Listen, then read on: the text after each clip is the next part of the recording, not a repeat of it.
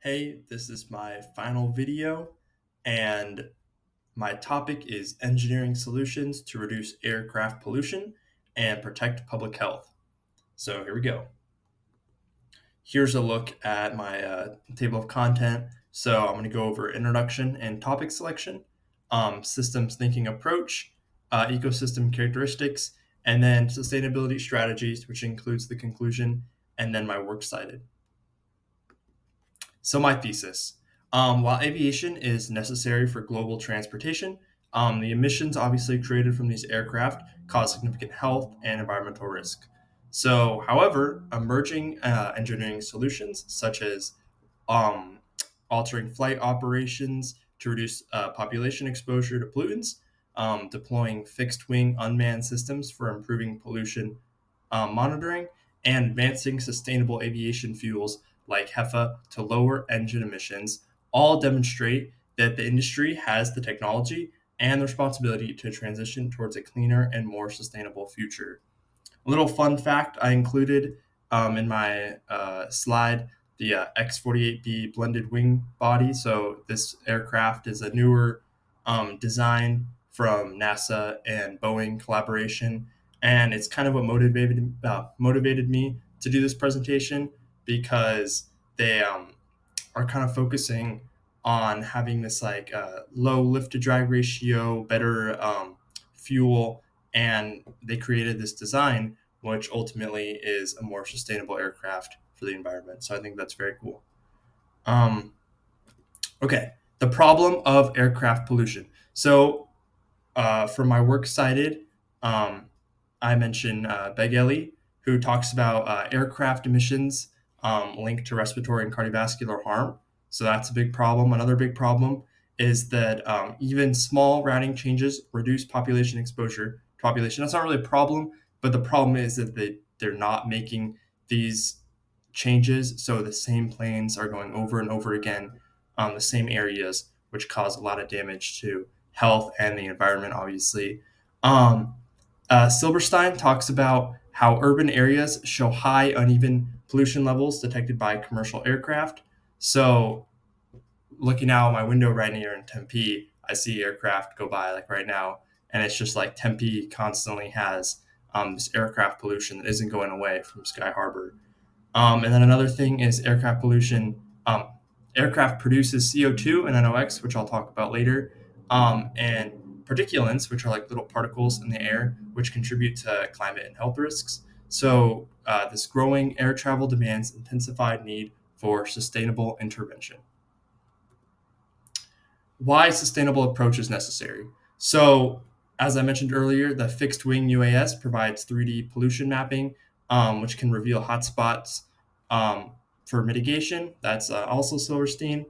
Um, and all of these problems are because of the aircraft doesn't have the most sustainable fuel sources. So having HEPA sustainable fuel cuts particulates and gaseous emissions in engines. So all of these ideas kind of contribute to another approach is another reason why it's necessary is these solutions directly address pollution impacts on public health and ecosystems. So all this demonstrates that aviation requires a sustainability based engineering response. So here is by systems thinking. I'm pretty proud of it. So on the left side, I have a technological system. So that includes aircraft engines, flight routes, the fuel type. So SAF is kind of the current fuel type they use, not as sustainable. And then obviously like monitoring tools. And I have a little arrow with a bill going to social systems because that third one, regulations and policy, it's up to us as people living in society to kind of put out laws and regulations on the technological systems such as the fuel types and flight routes to kind of incentivize a change. And then also environmental justice, obviously, which we talked about in class, and then just public health. So that kind of ties into the ecological system. So that's the air quality, the carbon cycle, which I'll talk about later, and pollution dispersion and local atmosphere. And that is also like as you can see, that's a photo of just the bad dust.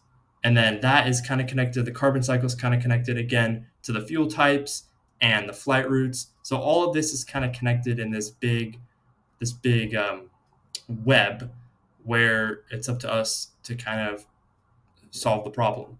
So one last thing, the ecosystem characteristics impacted by aircraft pollution. So obviously, I just said carbon cycle. That's aircraft CO2 emissions add carbon to the atmosphere. That alters the long-term climate balance. And then local atmosphere chemistry. That's also by Gelly, who talks about like flight path pollution changing to ozone formations and local air chemistry near communities. So again, another ecosystem that is affected by um, this problem. And then particulate dispersion. So that Zhu talks about that. And he talks about like the HEFA research. So that's the more sustainable fuel. Shows that aircraft particulates can spread into surrounding air basins and affect air quality. Once again, just another cycle. That's an image I actually took off my phone from the flight radar. Just shows how many planes are going over us every second. So there's just so many ecosystems affected by this. So here are some strategies. Sustainable aviation fuels, SAF, that reduce particulates and carbon emissions while supporting cleaner and long-term engine performance.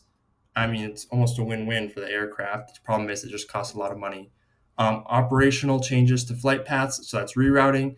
Altitude changes, lower population exposure, and that also reduces ecological damage. So that's a good one. And then advanced monitoring systems. So fixed wing UAS for 3D pollution data. So kind of going back to that map, we could kind of optimize the aircrafts so that they're not, which we do already, but a little bit more extreme. It's a little bit of intervention to inform decision making. So maybe that could be like a more policy decision.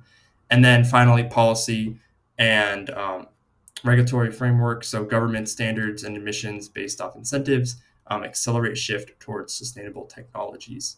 So conclusion, ethical decision making is the solution. So ethical decision making requires weighted human progress. So I kind of talk about global mobility, economic benefits, um, and then like the planet's overall well-being. So clean air, climate stability, community health. So we need to apply these ethics to compel engineers like myself, policymakers, industry leaders, pretty much everyone in the society that's being affected, and leaders to recognize that aviation pollution is a problem and that there and it is a harm to vulnerable communities, and we as humans should make the change. Um, we as I said, we center justice, responsibility, long-term health, and we kind of make these ethical decisions not just for us but for the future of like our children, our children's children, to ultimately save the environment. And solving aircraft pollution is ultimately achieved by integrating sustainable engineering strategies with ethical commitments to future generations and affected communities. And then here is my works cited. Those first three are my um, peer-reviewed articles, and then I have two where I got all my images from, and then the NASA one, just for fun, in case you want to read that. Thank you.